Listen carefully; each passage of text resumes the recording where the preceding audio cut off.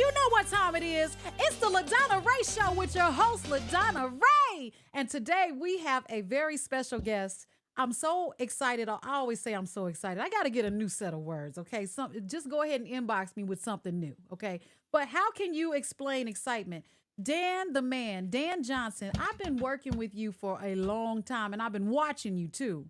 But I just want to give everybody an opportunity to get to know who you are. Everyone, welcome Dan D. Johnson.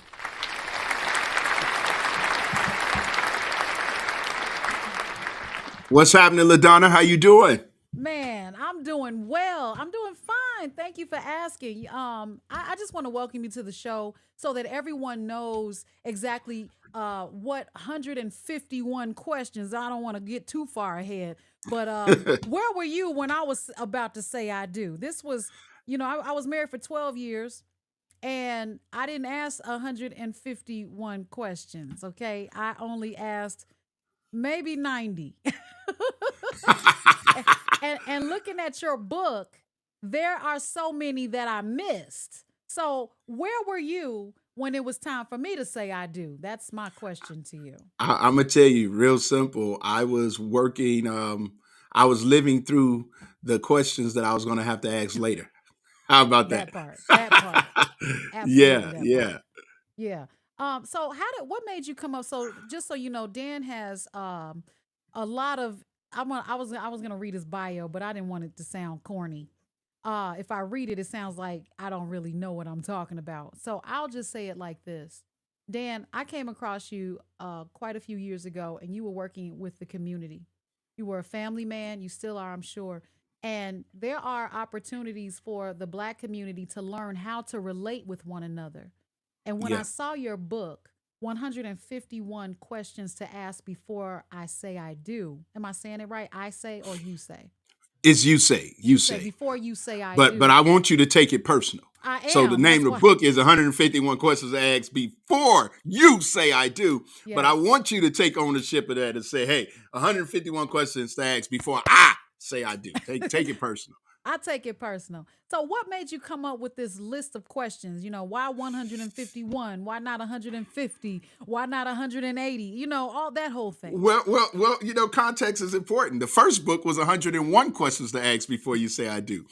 And then as life happens, and as our society change, our culture change, more and more people are divorced and getting remarried, and so you got to deal with the X factors and all of those things. And so we I wanted to make certain that we hit the refresh button and became more relevant in these relationship dynamics. The Wait a truth of the minute. matter is, Wait, you said divorced and remarried. I wrote that down. So it's possible I'm not just a divorcee for the rest of my life? no, you didn't die with the divorce, the marriage did. Mm, okay. Oh, Okay. oh. Matter of fact, and I hate to say this, but matter of fact, some people live again after divorce. That's when they Mm-hmm. really find life Yeah. because they didn't really know who they were. They didn't know what they wanted. They didn't know the type of life they wanted to live at on the first go round. Mm-hmm. But going through that process, they learned some stuff. And as they went through that process and learned some stuff, they became more aware of themselves as well as aware of the type of person that will be suitable for happily ever after. Does that make sense? It does. I mean, do you believe in phases? Because, when you're in your 20s or you're dating someone in their 20s, you have this level of expectations. When you get in your 30s or you're dating someone in their 30s, you have a different set of expectations or standards, as Raoul Thacker, the comedic actor, would say. And then so on, 40s and 50s. If you don't know if you have this long list of questions, at any given phase, they have to be age appropriate. Am I saying this right? Well, I think here's what happens. What happens is a lot of times people get married based on where they are instead of where they're going. Mm-hmm. And so because they get married based on where they are, when they get to where they're going, they realize who they married back then doesn't work for where they are right now. Mm-hmm. Does that Mm-hmm. make sense? Yeah, it So one does. of the things I say is look 20 years from now. Mm-hmm. See where you're going to be 20 years from now. Mm-hmm. and see if the individual that you're considering right now, today, if they'll fit for where you're going. And if they don't fit, you got to Johnny Crockett them. You must have quit. What? Johnny Cochran. Cochran. Okay, You got got a you. Johnny Cochran them. You got a Okay, I Johnny got you. Cochran them. You know, Right, right, right. yeah. So Wow. you, because if it don't fit, you must have quit. Yeah. And one thing about where you are today, it's not Mm-hmm. in your 20s. It's Mm-hmm. not going to be your mindset is going to change. Your ideologies are going to change. And here's the thing: what I believe, because someone would say, "Well, I got married in my 20s and I'm 70," and that's a true statement. But Mm-hmm. as you went along the journey, you renegotiated the marriage. Mm-hmm. You had to renegotiate the marriage because over time you change, over time you grow. I say all of the time that every relationship is going to grow. They're either going to grow together or they're going to grow apart. And what determines how that relationship grows is how they cultivate the process as they go along. Yeah, I was gonna say how the seed is planted because if that seed is not watered, then it's gonna split apart, right away. But it has to be watered and nurtured. And I feel like in being married, I've been married.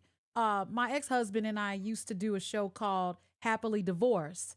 And then I started hating the title. At first I was excited about it. Happily divorced, man, that's cold. That's cold. It's cruel. Because who's happily divorced? This is not something that you get married to get to is divorced. You get married to get to 20, 30, 40 years together with someone. So I wasn't feeling the title anymore. But we kind of navigated and it was therapy for us because we started figuring out what went wrong in our marriage on the show because we were talking it out. Yeah. And I think that's the key. The challenge is, and so now you wasn't talking to win an argument. Mm-hmm. See, when you're married, if you don't really know how to communicate, you wind up talking to win. You wind up communicating to be heard and not necessarily communicating to understand. Mm. One thing that I know about communication is that monologue causes arguments, dialogue causes agreements. Mm-hmm.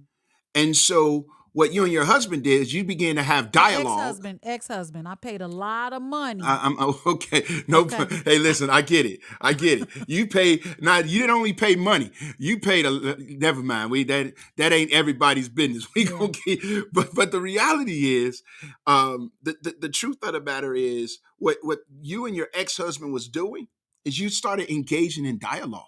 Yeah.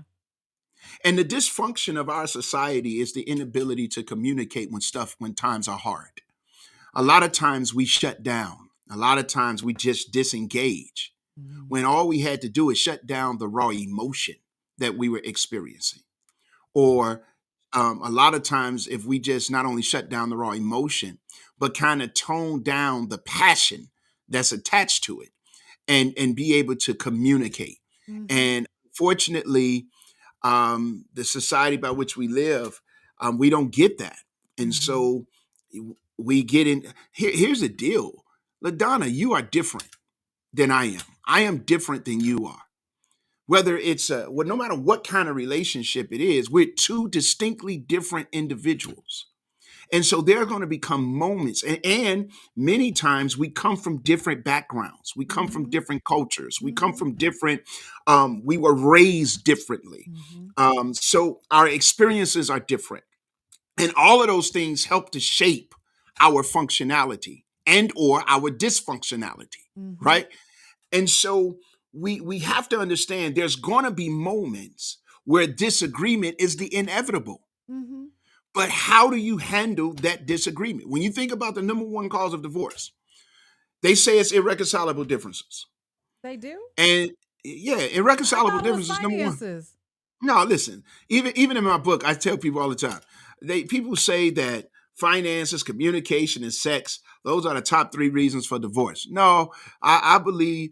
Matter of fact, if you go to check the record, it's irreconcilable differences. They don't Mm. say the reason we got a divorce is because of money. They don't say the reason Yeah, we that's got vague divorced is though. because of sex. They say the reason we got a divorce is because of irreconcilable differences. So let me tell you what happens. marriages don't end wrong, they start wrong. That's true.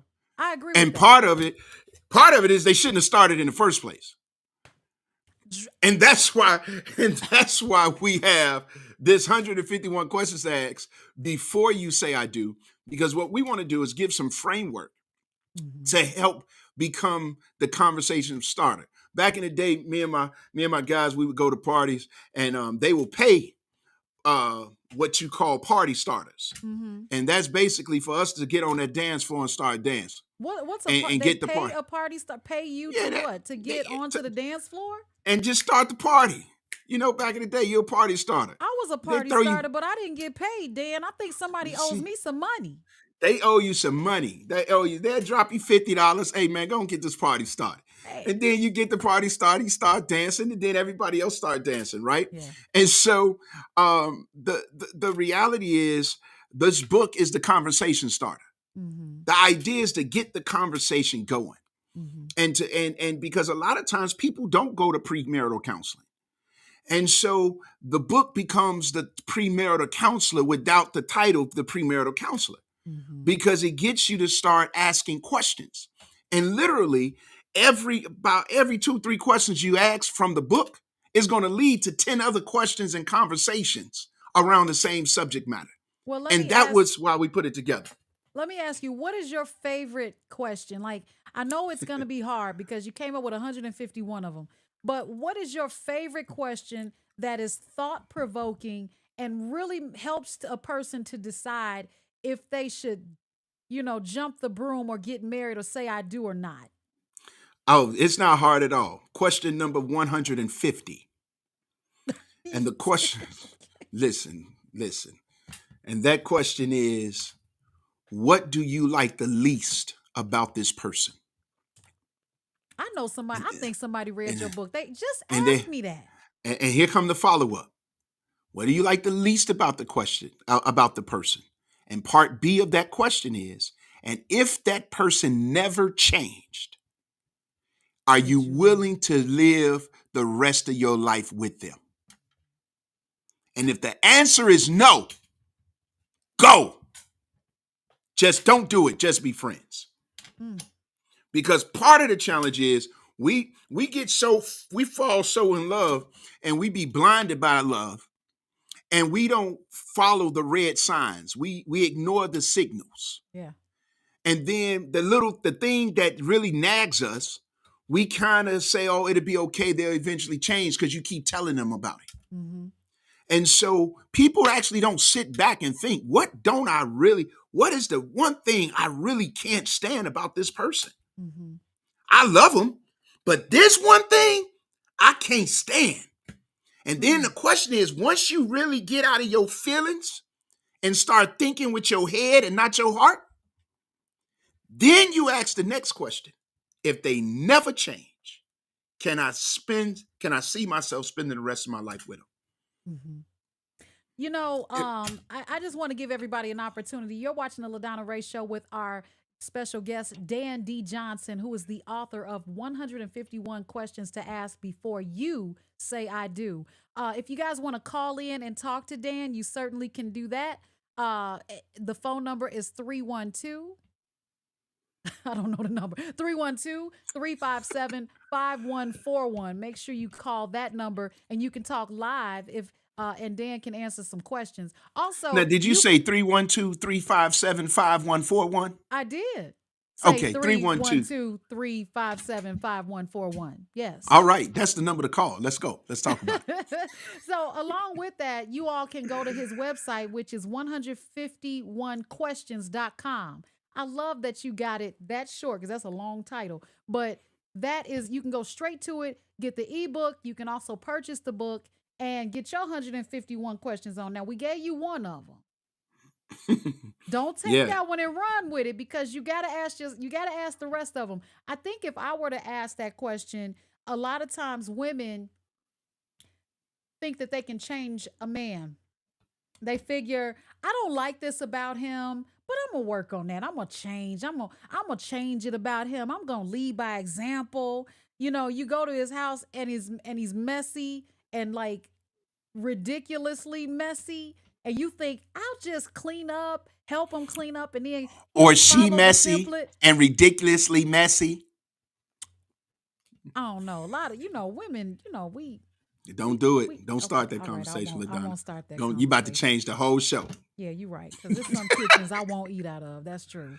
Okay. So, you have to really understand that it's okay that you not marry this person or stay with this person, because I'm at a point in my life where I'm dating with purpose. Okay. It's Yeah. not, I don't have time to be wasting summers with people. Okay. I don't have that. I don't know how many I got left.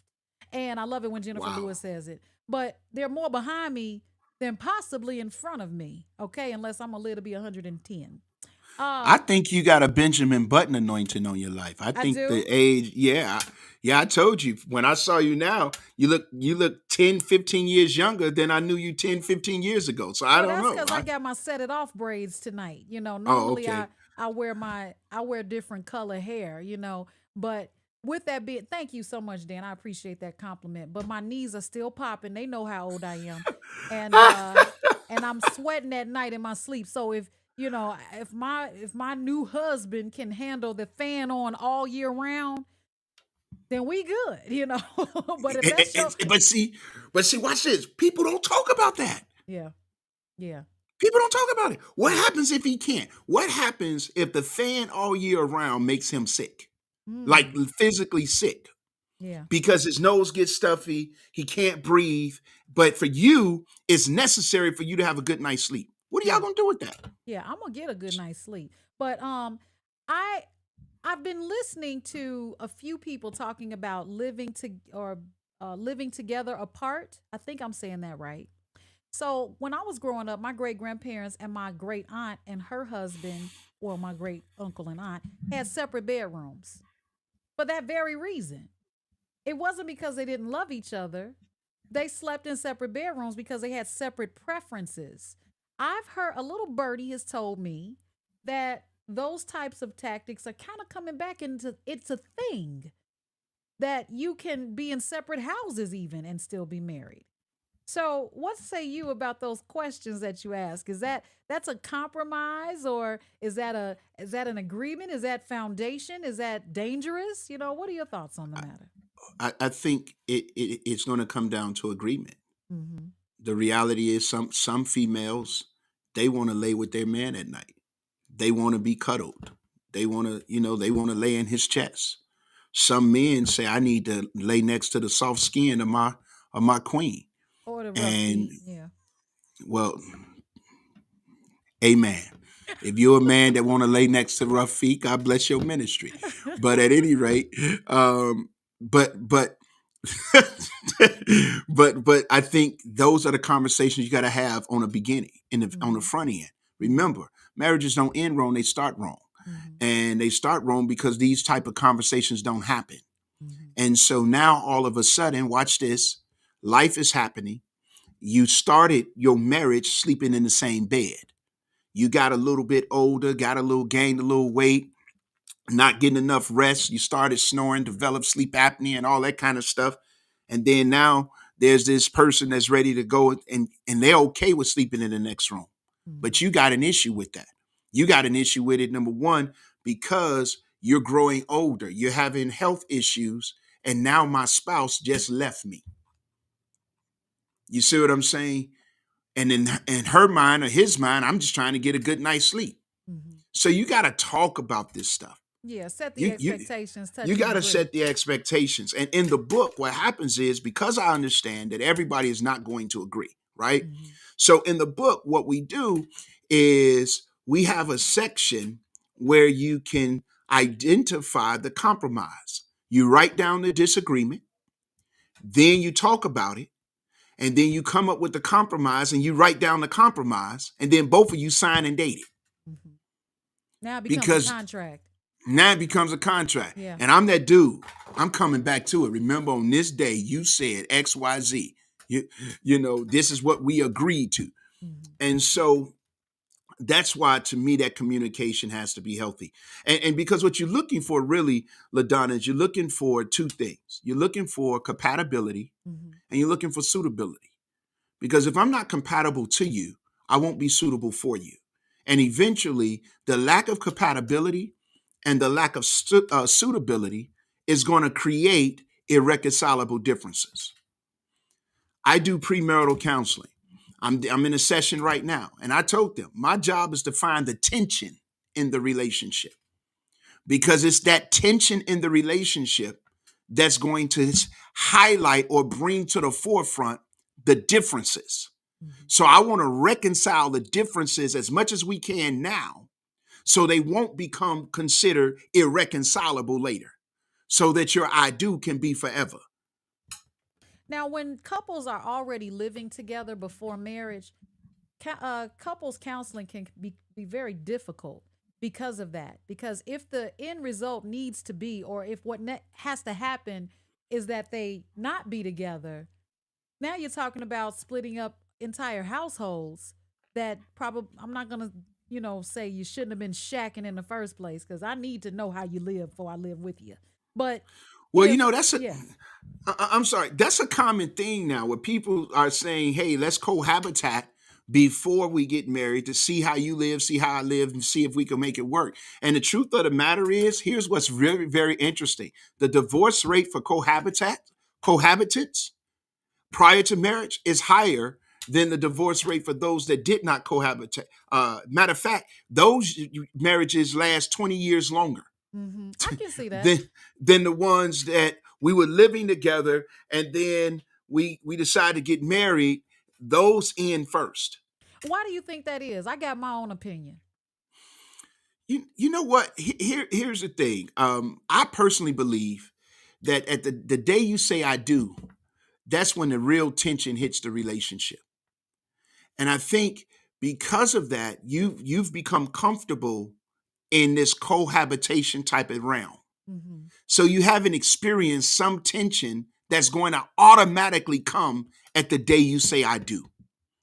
And so it's at that moment where you start to experience tension that you didn't even know was going, that never existed before, where automatically your mindset is saying, okay, this is going in the wrong direction. I want Hmm. out. Think about it. But here's another piece. I just thought about this as I'm talking to you. This is fresh off the dome. Watch this. They talk about the 7-year ditch, the 7-year run, where marriages, if they could get past that 7th year, they're doing all right, Hmm. right? So watch. So when we get married and we never live together, that's when the 7-year clock starts. But let's say we live together for 3 years, Mm. then we get married. You're already Now 3 years you only in. got 4 years Right. Right. before you hit that 7th year. And now that you've hit that 7th year, in 4 years, you're getting divorced, even though you lived together for 3 years prior. I think that, from a very natural perspective, has something to do with it. Man, the and seven is the number of completion, ladies and gentlemen. Uh, It is, I've got yes. some quotes that are that I found on your website. One person said, "After 20 years of marriage, this book caused my husband and I to have conversation and consider things that we have never discussed." Yeah. Um, I can see, for instance, when I was going through a little bit of turmoil, I didn't have the worst marriage, right? But when I was going through my turmoil, I watched movies like Fireproof and Why Did I Get Married? And I was asking anyway. So there, I like that there were tips in each of those references, because you need resources, and it's not always running to the church, because your pastor doesn't always give the best advice, because your pastor kind of knows you both, and it could be a conflict of interest. That's my opinion. No, Now, I your know people. opinion is absolutely fabulous. But Yeah, go ahead. yeah. I'm I'm going to tell just you why in saying. a minute. I didn't. You don't get the best counseling just because you're at the church, okay? And I speak from experience. But there's so many resources that are available, and having this book even after you're married, I would say Yeah. this is still a good resource, because you don't go, oh, we already married, we don't need that book. No, actually, these are questions that you can still answer and be honest about it, because now that you're married, you can answer these questions and change your perspective on how to possibly address these issues. You know what I'm Eh, eh, saying? well, Because eh, yeah. well, here's the thing to that. I had a couple one time that was married, and they had talked about the book, and they had bought the book to support me, Mhm. and I appreciate it. Thank God for your support. I God really bless. appreciate it. God bless your ministry. And here's what happened. They said the book, as they were going through it, the book was asking questions Mhm. that the other person always wanted to ask, but never wanted to be accused of picking the fight. You can blame it on the book. Blame it on me. Blame it Yeah. on the book. Yeah. Because what happens is folk just be trying to find some peace. And sometimes they find peace in just not saying nothing. Mhm. They become, watch this, content in discontentment. That's a quiet storm. That's what I'm Storms are saying. coming. Yeah. It's I am discontent, but I am content in that discontentment. Thereby, I say nothing. Mhm. And so the book said it for you. And so now you get to have this conversation, and it's not like you picking a fight with me. It's we're just talking based on what the book say. Yeah. Wow. Okay, you have another comment here where, or actually, it was from a quote from someone who gave you a comment on the book. They said, "This book created an opportunity for some much needed dialogue without either one of us having to be um, accused of picking a fight." You just said that. I'll skip that Yep, one. that's the one. Okay. No, that's the one. That's And the then one. the other one says, "My fiance," this is someone who hadn't gotten married yet. So my fiance and I went through this book together and realized that it's probably best to postpone our wedding. You know what postpone means? Yeah, they ain't get married. Yeah, it ain't It was, happening. yeah, it didn't happen, and that's to me. I want to say the book did its job. Yeah. In the book, there's a compatibility chart.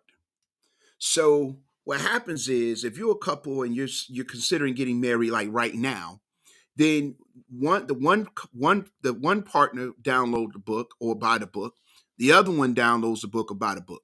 They both read the book and fill out the question, answer the questions Mm-hmm. away from each other, Mm-hmm. and then they come back and compare the answers. When they come back to compare the answers based on their level of agreement of those answers, they get points. Mm-hmm. And so they write it on the compatibility chart. The book is set up in about 6 or 7 different chapters, Mm-hmm. and they write on a compatibility chart and they add up their points. Based on the amount of points that you get, I give recommendations. So if you get, let's say, 90% of the points, I say, hey, looks like you guys going to be a great match. Congratulations on on your new endeavor. If you get to that mid level, I say, hey, look like there's some further counseling that's going to be needed, some further dialogue is going to be necessary. And I strongly recommend you get a third party counselor involved.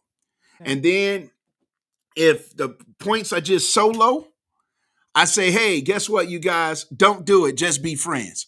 You know, And as many times as people have ignored the friends perspective on that and saying don't do it, I don't think it's a good fit, they still do it anyway. But your book, having it, you can't say I didn't tell you so, because absolutely. years later when they say, man, I shouldn't have done, and then they look back at that compatibility matrix, they're gonna say, doggone it, Dan D. Johnson told me that in 151 questions to ask before you say I do, and I still did it. I had a lady say that she knew that on a second date, there was a thing about her marriage and about her husband that was bothering her. She identified it on a second date. Hmm. She continued to date the guy, got married anyway, and over 12 years later, that Mhm. same thing is still a problem in their marriage. What was that thing? I'm nosy. You know what? I didn't ask because I ain't want to. I was minding my business, so I didn't want to know. She ain't volunteer. I was grateful. The more you know, the more you got to be responsible for. Then she gonna want free counseling. I ain't giving. You got to pay. No, I'm just joking. Oh, okay. So for counseling that's paid, no, I'm just kidding. But do you have it where who do you counsel? How can people get counseling from you? So I actually I counsel. I do premarital counseling for pastors Hmm. that's getting ready to get married. I do I do marital counseling for leadership that is already married. I do business coaching for couples that's in business and they're struggling. I have a client. One of my clients flew me to Montego Bay Mhm. for their top income earners in their company, and and I was just to be there and to be present with some of the couples, and the couples will get to come to me and just share some of their issues that they're having, and being business partners and a couple, and I would help them navigate through that. Um, One time it was a couple, they started the business and got married within months of each other, Mm. and so we had to help that. Then we had one couple where the wife was really head on in the business. The husband was kind of distant. So we had to help bring them together so they could be more effective. So those are the type of people I provide insight to. I got young. If you go to 151questions.com, some of the and you click on that video, you'll see a 21-year-old that Mhm. said that she realized that she wasn't ready for marriage just by reading the book on her own. Mhm. And there's a 54-year-old single female that said that book helped her to understand more about herself, so she can be ready for whoever's coming. So I think that that book, because it deals with relationships, really whatever kind of ship you're dealing with, I believe that it will help all. And me, I kind of provide counsel and coaching, um, for married couples, pre-married, those that are intended to be married, singles that's just trying to figure some stuff out. Ask my advice about stuff, and that's what we do. Matter of fact, if you go to 151questions.com, it says "Ask me a question." Mhm. There's a spot where you can actually ask me a question. It'll come to me. Nobody else sees it. It's totally private, and then I will respond. Mhm. When I get it, I typically respond within 24 hours or so, unless it's one of those questions where I need to fast and pray for about 5 or 10 days. And then I go into fasting and praying. And then I come back with some type of response. But yeah, Exactly. that's what we do. Well, I think that a lot of these different tools, sometimes we cut ourselves out because we feel like, well, I'm not in that space. But it's always good to prepare. So I tell this story, but so I won't tell it anymore. But I I'd love know. to hear it. I hadn't heard it. Tell me the story. I want to hear it. So I am about almost 4 years divorced, and my so I'm not proud of it, right? But I realized something. Every application or whatever I fill out, it says married, single, divorced, or widowed, and I'm like, well, I'm single, but I got to put divorced because it's there, right? So I feel like it's such a stain because women, I'm gonna be divorced until I'm married again. However, when I went to a rolling out event, and we were around the table and we had to give our backstory, like why are you here, who are you, and just a little bit about ourselves. I accidentally slipped up and said, and I said it like I meant it. I'm a wife and mother of four. I have a business, LaDonna Raeh Consulting. Wait a minute. I'm not married. I had to stop myself. It came out, right? And up to that point, I had said, I am not interested in getting married again. If the person that I'm dating wants to get married and they've never been married and they just want to do it, I really minimized it so badly. I said I would consider it. But if my partner doesn't want to get married, I'm okay with that. However, that day changed my perspective. Okay. And it flipped, and I'm talking that's like a few months ago. Okay. So, and I was like, maybe God was trying to tell me something because he spoke. That wasn't me. That was me speaking in tongues. And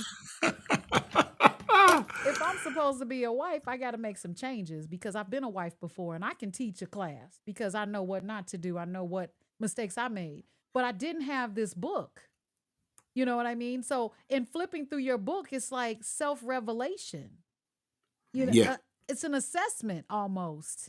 It's absolutely. it's almost as it's almost as hard to be honest about these answers as it is with the Myers Briggs because you're like, okay, if I lie, I'm just cheating myself of the actual results. But Yeah. you have to be honest with yourself with these questions. You can't. You can't make it up. You can't say what you think should be on paper. You have to be truthful, I should say, about these answers. So, And let me, and yeah. if I could just, because you're making a very, very valid point. I had someone that went through the book Hmm. and they answered the questions in the book. And when they went ahead and got married, what they said was when they was reading the questions, they were answering the questions in theory. Yeah. But when they got married and was and what and the husband was seeking to hold them accountable to the answers, Hmm. the response was, I was responding in theory, but you just really don't know how you're going to act or respond until you're in it. Hmm. And that's not necessarily, number one, that's disingenuous. Number two, is not total. I don't know that that's totally true. Hmm. There is some things that happens and you don't know how you respond until it happens. Hmm. But the whole idea of the book is to kind of get to know how you think, Hmm. kind of get to know who you are and how you function. And so you got to answer that truthfully. Like, for Hmm. example, you said earlier about women like to clean or what have you. So let's Wait, I, say, I said women like to clean. Oh, I yeah, see you what you're said saying. women are, No, I yeah, said you said women women are aren't cleaning. messy. I didn't say we Yeah, like cleaning. I yeah, but said it was women aren't say, messy. y'all not messy. Y'all like to keep it clean. And I say, hey, hey, hey. But at any rate, so if you're having that conversation, be honest and say, Hmm. hey, I don't like to clean. That's not what I do. So now in the beginning, there's an expectation. If we're getting married, you shouldn't expect this spotless clean house if I Yeah, got to no, do it. I'm not spotless. No. No, no, but I'm just Right. saying, but that should be communicated, right? Hmm. You shouldn't expect that if I got to do it. We need to get a maid, we need to have it, or whatever the case is. And now let's look at our economics to see, can we afford one? Hmm. Because I was at an event in Atlanta, and I was sitting at a table with four women, and we were having dinner, and they all of them seemed to be on the same page. And one of them was like, "Oh, I love to clean. It has to be spotless." And so if the guy's remotely too junky, it's going to be a done deal. I don't care how much I love him. I don't care how much this is. I don't care if he is remotely. It's a done deal. So you gotta have those conversations and in you gotta advance. and you gotta set the standard, because if you have to be, like you said, one extreme and someone throws you off of your extreme, is that something you're willing to accept, or is that going to cause, havoc? You may still love the person and overlook. That's a problem. If you overlook those deal breakers, then only thing you're doing is accepting it and being presented by it for a longer a period of time. It's not going to work. It's just And the not. inevitable is going to be inevitable. I say to people all the time, if I like action movies and you like corny Horror. comedies, Oh, you know, or horror, I like horror. then while we're dating, we're going to go to the movies together and we're Hmm. going to tolerate it. But as soon as we become comfortable, as soon as we become, our guards are down. Watch this. As soon as the representative leaves the Hmm. building Hmm. and we have to deal with the real, there's a 98% chance we're not going to the movies together if all I want to see is action and all you want to see is horror. Hmm. And so that's why compatibility is so important, because if we both like action movies, we both going to get off at the next big action movie that come out. Right. You see what I'm saying? And we're Right. not Right. going to the movies alone. Right. I don't That's know true. so those are the things that we want couples to really, or people that's considering date or marriage, to really, really consider. Hmm. Those little trivial things can turn into major issues if they're not dealt with in advance. Well, Dan, this is a great way to start the new year for you guys that are maybe have spent your Christmas or your holidays alone, and you might be with someone that you might need to reevaluate the situation, or just going into 2024 with a fresh set of thinking. Then this is the book that you should get: the 151 questions before to ask before you say I do. And you can go to 151questions.com. you'll see the book. You can download the ebook, and you can also purchase the book. Right. They could go to Amazon. Yeah, They could go to I was gonna say Amazon.com. it's Yep. on Amazon. Yeah. It's on Amazon.com. Hmm. What we wanted to do is make certain that people had an opportunity to get it instantly. And you save money. You save on shipping if you don't have free, Prime. And you save about $10 on the cost of the book Yeah. just by downloading it as opposed to ordering it off Amazon. And get both of them because you're gonna be writing in one of them. So I would recommend that you write in the ebook. Okay, you would make notes, print it out, right, and make notes. Okay, that's just you need to do that. You need to know what your next move is. So I think reflection is everything. I write in a journal, so I can look back and see what I was thinking this time last year. That's a Before, great skill set. yeah, That's a great skill set. yeah. I have to speak in tongues and pray that the Lord bring it back to my remembrance what I was thinking this time last week. But hey, that's me. That's why you write it down. I said Yeah. journal. You know. That's why I say that's a skill set to Yeah. actually take that moment, pick up that journal and write. Yeah, that's a skill set. I sent you That's a message. something. I'm gonna go look at the private chat. And everybody, just make sure that you go to 151questions.com and you're able to download the ebook and you go to Amazon and actually purchase the book. And we'll probably convince Dan D. Johnson to do the audio version of the book. If you need a voice, I may know one. Uh, but it would be awesome and amazing for you guys to support this book, not because Dan needs book sales, but because we need to heal our community. And that's why I wanted Dan to come on the show. We need to heal our community. I think that the lack of knowing how to relate with one another is causing more havoc in our relationships, in our families, and in our marriages. And if we can't be strong there, then we will always be starting over and staying behind the eight ball. That's Yeah. all I got. Remember LaDonna Raeh, they marriages don't end wrong. Many of them they start wrong. Mm-hmm. And when you start wrong, ending wrong is going to be the inevitable. Mm-hmm. And Mm-hmm. so there's five love languages they talk about, right? That book, Five Love Languages. I believe there's a sixth language. Oh, I got a And sixth one. What's the sixth one? for me, the sixth one is commitment. Oh, okay. For me, the sixth one is protection. Okay. Yeah. I can see that. Yeah. Yeah. Yeah. Commitment for me is because love is a feeling and feelings change. Mm-hmm. Mm-hmm. There's seasons where you don't feel like loving. There are Mm. moments in your marriage where those moments you don't want to be bothered. I don't know. And so, I have so much love to give. It's like I just want to pour it out, and I tend to get very disappointed when the person that I've decided to pour it into didn't really deserve it. You know what I'm saying? yeah, It doesn't take years off my life because I can just pour it somewhere else. But I really that's a big thing for me. But go ahead. I'm sorry. no, I get it, but you just made my point. What Mhm. happens when love is no longer happy? Yeah.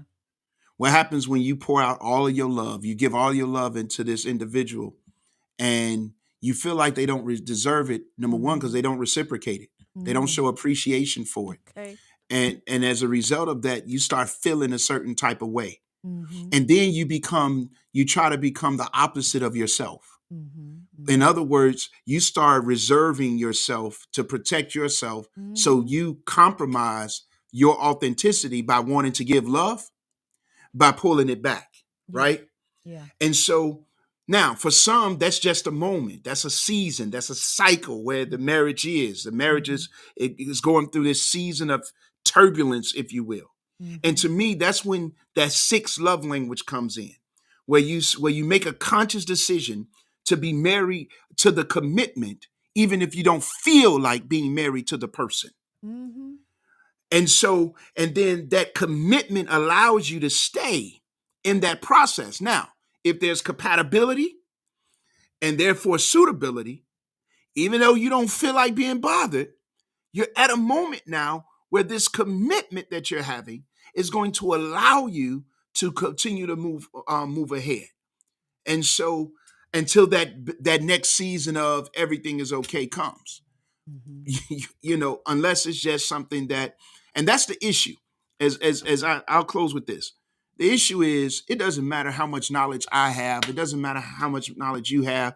It doesn't matter how much love you pour out. The challenge with marriage Mm-hmm. is it's two people involved. Yeah.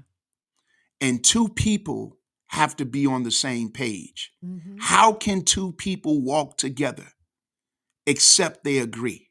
Mm. Walking is a process. Mm-hmm. And typically, when you're walking, you're going to a destination. So, how can we move together? How can we go through this process together except we agree on where we're going? Mm-hmm. And if we find it difficult to agree on where we're going, then ultimately, I don't care how mature you are, how spiritual you are, ultimately, you're going to start walking in different directions because you don't agree on the destination. Yeah. And that's where the problem comes in. So for me, the goal is to help a bunch of people. Yeah.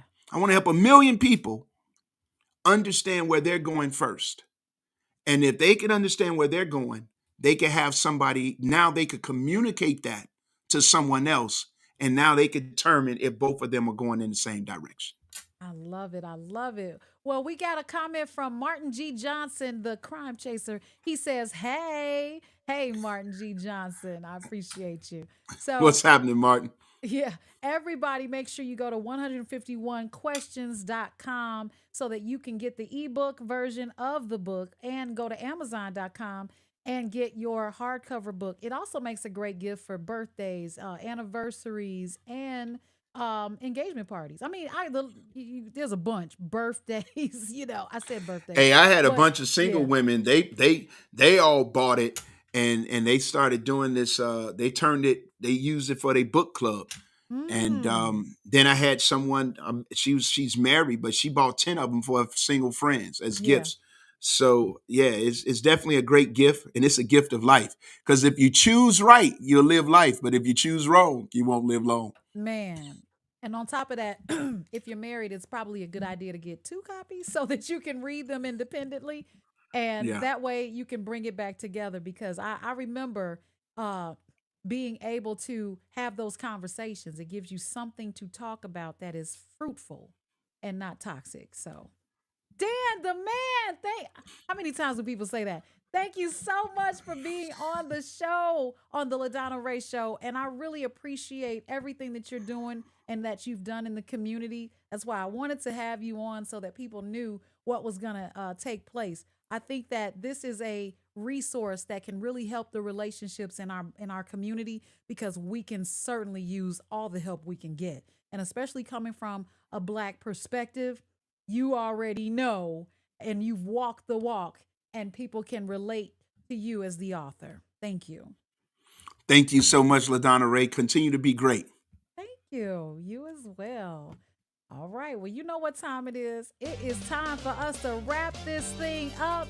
And I want to say thank you all for watching and commenting, being on the LaDonna Raeh Show. If you want to be a guest like, Dan the man here, you can certainly reach out to me, LaDonnaRaehShow@gmail.com. You can also call our number when we have our live shows at 312-357-5141. Okay. And that way you can interact live and in person with our guests and with the show that's going on and taking place at that time. We're here each and every week on the LaDonna Raeh Show on YouTube. Yes. Check us out every chance you get. Share, comment, and most of all, subscribe. Dan, did you subscribe? Hold on. Let me stop this music. Did you subscribe? I believe I hit the button. I believe. I believe I can fly. No, no, no. I believe you can lie. I Hit didn't that lie. subscribe button. Wait a minute, let me see. I think I Mm, did. But if I mm, did, it's mm. nothing to it but to do it. I That's rock what I'm with trying to LaDonna say. Rae. That's what I'm I trying to rock say. with LaDonna Rae. Okay? I Thank rock you. with her. Look at him. Let He me trying to do see. it right now. He trying Yeah, to. I'm actually just trying to check and see if I did it. Mm-hmm, I'm trying to mm-hmm. check Let me and see see if I did it. if my number go up right now. I know it was you. I know it was Yeah. you. Yeah, I'm subscribed. I'm subscribed. I subscribe. I Uh-huh. subscribe. Uh-huh. I Uh-huh. subscribe. I don't know what you're talking about. I subscribe. Okay. No worries. No worries. I really S- appreciate you. And you're welcome to come back anytime. Hey, thank you for the invite. Thank you for having me. It's been really cool catching up. Yes. On air, off the air. You're doing some great things. I'm glad to be a part of it. And whenever you want me to be here, I'll be back. Man, thank you After so these much. messages, I'll be right I'm back. All right, let's do excited. it. Let's do it. All right, dear. Take care. Prosper. That's what I'm talking about. All right, y'all. Man, ain't nothing like having Dan on the show. Dan D. Johnson. I've worked with him in the past, and he is all about that business and getting it done in the Black community. Anytime you have that type of lineage and that connection when it comes to working in our communities that need assistance and help and exposure and awareness, that is on the top notch for me. I just have to be able to be talk to these individuals and show you the conversation so that you too will be informed on what they're doing. And something like having a book called 150 questions to ask before you say I do is amazing, and it's a great resource to have right there at your fingertips. If you're not a reader, then just read a little bit at a time, okay? But you won't grow if you don't know. That's just the way it is. I'm sorry. All right. So I'll see you next time on the LaDonna Raeh Show. Bye bye for now. My music at. Hey.